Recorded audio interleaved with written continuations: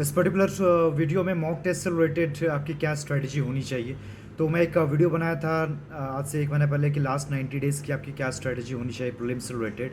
अब लगभग 60 दिन बच रहे हैं, तो लगभग लास्ट 60 डेज़ की क्या स्ट्रेटजी होनी चाहिए उससे रिलेटेड भी एक वीडियो डाल दूंगा कि आप कम से कम आपकी स्ट्रेटजी गलत ना हो।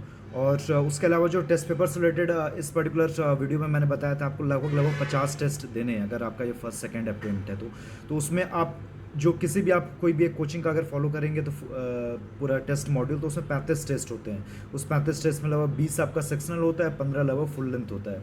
उसके अलावा आपको और 15 टेस्ट देने हैं। वो 15 टेस्ट बाद बाकी कोचिंग के होंगे, 2-3 कोचिंग का आप फॉलो कर सकते हो। इसका भी 5 फुल लेंथ दे दिया, इसका भी 5 दे दिया, इसका भी 5 दे दिया। फॉर एग्जाम्पल अगर आप किसी भी कोचिंग का दे रहे हो, मैं ऐसे विजन का देता था कि मेरे को लगता था बेस्ट इन द मार्केट है। रीज़न बिंग कि वो थोड़ा यूपीएससी को इमिटेट करते हैं, तो उसके लगभग 20 आपके जो मॉक टेस्ट हैं वो सेक्शनल हो गए, 15 फुल लेंथ टेस्ट हो गए। अब बाद बाकी 15 फुल लेंथ टेस्ट बाद बाकी कोचिंग के दे दिया। जैसे इनसाइट के भी ठीक होते थे, शून्य आईएएस के हो गए, फोरम आईएएस के हो गए, जीएस स्कोर के हो गए, जो भी आपको सही लगे उसके दे सकते हो। शून्य आईएएस के कुछ अदर ठीक लगे थे। और स्पेशली इन 15 में कुछ ऑल इंडिया मॉक टेस्ट होते हैं, ऑनलाइन भी होता है, अगर ऑफलाइन ना भी हो तो ऑनलाइन भी होता है, तो वो भी आप दे सकते हो। वो सब विज़न भी 2-3 कंडक्ट करता है, शून्य भी 2-3 कंडक्ट करता है, तो वो सब भी आप दे सकते हो, तो उसमें वो इंक्लूड हो जाएगा। तो आपको एक अच्छा असेसमेंट मिल जाता है प्रीलिम्स से रिलेटेड, और आपका माइंड भी एकदम प्रिपेयर्ड हो जाता है इस 2 आवर में किस तरह से आपको मैनेज करना है प्रीलिम्स के टाइम में। तो ये हो गया कितने टेस्ट देने हैं और किस तो ये लगभग लगभग 50 टेस्ट देने हैं। तो इन 50 टेस्ट में अभी अभी क्या है कि अब जैसे टोटल 50 टेस्ट देने हैं, 35 एक कोचिंग है जिसमें सब होंगे सेक्शनल और फुल लेंथ। बाद बाकी 15 आपको फुल लेंथ देने हैं डिफरेंट डिफरेंट कोचिंग्स के, वो केवल फुल लेंथ होगा। तो लगभग इसको आप ब्रेक करेंगे तो 20 आपके सेक्शनल टेस्ट हो गए, यहाँ 15 और ये 15 फुल लेंथ, मतलब 20 सेक्शनल हो गया और 30 लगभग फुल लेंथ टेस्ट हो गया। तो आप अब तो लगभग 2 महीना ही बच रहा है। अब फुल लेंथ आप प्रीलिम्स के एंगल से लग जाइए। ज़्यादा से ज़्यादा आप ये कर सकते हैं कि हाँ 1 घंटा आप ऑप्शनल के टच में रह सकते हैं, ज़्यादा से ज़्यादा अगर आप प्रीलिम्स में कंफर्म है। और इनफैक्ट अगर नहीं है तो अब लग जाइए प्रीलिम्स की तैयारी में। तो 20 सेक्शनल टेस्ट आपको देने हैं, 30 फुल लेंथ देने हैं। सेक्शनल टेस्ट अब तक आपका कंप्लीट हो जाना चाहिए, अगर इनफैक्ट नहीं हुआ है तो 15 अप्रैल तक लगभग उसको कंप्लीट कर लीजिए। और 15 अप्रैल से लेके 15 मई तक आपको हर दिन एक एक फुल लेंथ टेस्ट देना है। तो अब ये टारगेट आपको करके चलना है। 2 घंटे में देंगे और बचे 2-3 घंटे में आप उसको एनालाइज करेंगे कि जो आपको नहीं पता तो आपको पता चलेगा, कैसे आप सही कर सकते थे, कैसे आप स्मार्ट गेस वर्क से सही कर सकते थे। ये सब चीज़ आप एनालाइज करेंगे।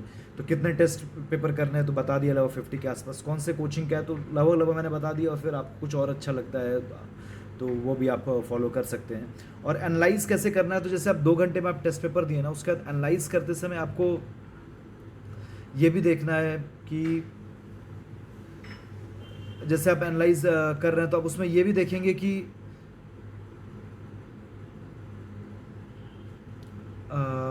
फॉर एग्जांपल जो आपको नहीं पता है वो तो आपको डेफिनेटली नॉलेज वाइज आपको पता चल जाना चाहिए। उसके अलावा स्मार्ट गेस वर्क एंगल से कैसे जो आप गलत किए उसको सही कर सकते थे विदाउट इवन एक्स्ट्रा नॉलेज, तो ये एंगल से भी देखेंगे। तो अब एनालिसिस पे आपको फोकस करना है। लोअर के टेस्ट पेपर देके मार्क्स लेके छोड़ देते हैं, तो आपको और बहुत हो गया तो आप नॉलेज पर्सपेक्टिव से देख लेते हैं कि हाँ ये नहीं पता था, पता चल गया। उसके अलावा स्मार्ट गेस वर्क कैसे आप उसी नॉलेज के साथ सही कर सकते हैं, तो उस पर भी आपको एनालाइज करना, तो उसके लिए टाइम देना होगा आपको। 2 से 3 घंटे आपको लगेंगे। ये एस्पेक्ट काफ़ी इंपॉर्टेंट हो जाता है। तो ये तो बात रही। उसके अलावा जो आप इतना भी ओवर एनालिसिस नहीं करना है कि मार्क्स कम आ रहे हैं, क्योंकि वो तो एक इनफैक्ट मॉक टेस्ट ही है। अब जो यूपीएससी का होता है, अब ये फुल लेंथ और सेक्शनल टेस्ट से काफ़ी अलग होता है। अब ज़्यादा आप एनालाइज कर रहे हैं तो आप इनफैक्ट इसको आप ओवर एनालिसिस पे नहीं कीजिएगा मॉक टेस्ट के आप मार्क्स को भी, और इनफैक्ट मॉक टेस्ट से स्मार्ट गेसवर्क के स्किल्स को भी। मैंने आपको प्रीवियस वीडियोस में बताया कि स्मार्ट गेसवर्क की जो स्किल्स है वो आपको यूपीएससी के प्रीवियस ईयर क्वेश्चन पेपर से ही सीखने को मिलेगी, और वहाँ से आपको सीखना है।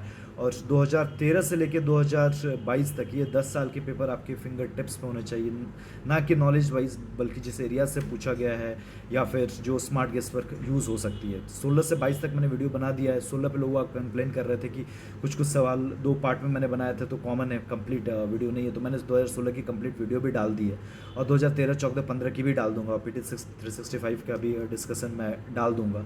और उसके अलावा 15 मई से आपका आपका 28 मई को प्रीलिम्स है, तो 15 मई से आपका 27 में लास्ट का जो आपका इनफैक्ट 2 वीक बचेगा तो उसमें आपको केवल प्रीवियस ईयर क्वेश्चन पेपर ही देखने हैं यूपीएससी के। उसमें आप मॉक टेस्ट देना एंड टाइम में 1-2 हफ्ते में आप छोड़ ही दीजिएगा, बहुत हुआ तो 2-3 दिन में आप एक दे दिए। और इनफैक्ट आपको अगर हर दिन में एक भी आपको ज़्यादा लग रहा है तो एटलीस्ट हफ्ते में तो आपको 5 तो दे ही देने हैं, ठीक है।